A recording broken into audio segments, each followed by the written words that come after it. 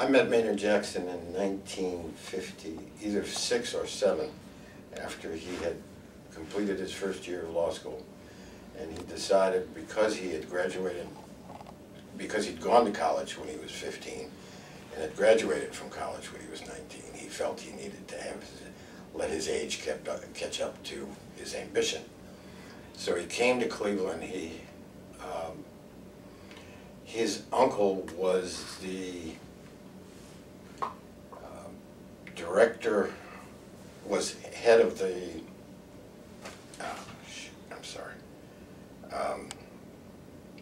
waiters and busboys at the Cleveland Hotel. And he moved into the neighborhood where I had a lot of friends, and someone came to me and said, "There's this guy in town, he doesn't know anybody, would you take him around?" So I did, and we became friends. And how old were you? I was 3 years older than he, so I was 21, 22? Yeah.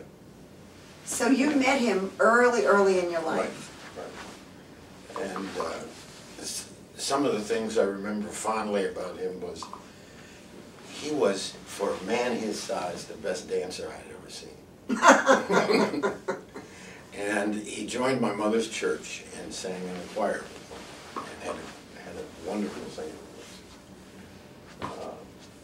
He started out as a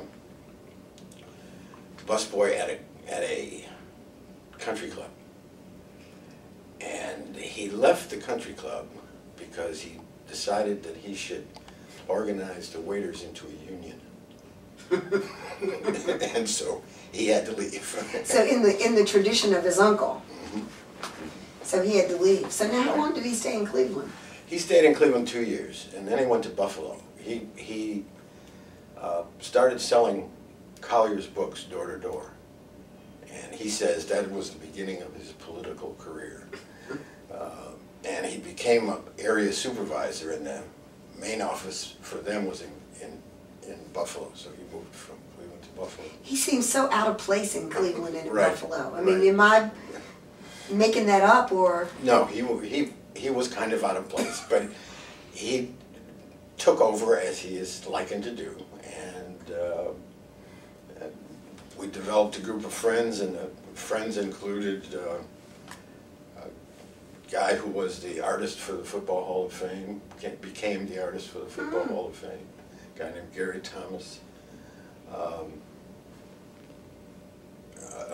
very prominent attorney, and he kind of got us all together, and he would sit for hours with us. Jan Douglas was a part of that group, and just sit and talk about what we all wanted to do and what direction we would take. And I tried for many years to convince him to come back to Cleveland after law school, and his main ambition was to come back to Atlanta. He was never going to go anyplace else. So what were you going to have him do in Cleveland? Run for mayor. Oh, you were going to have him run for mayor.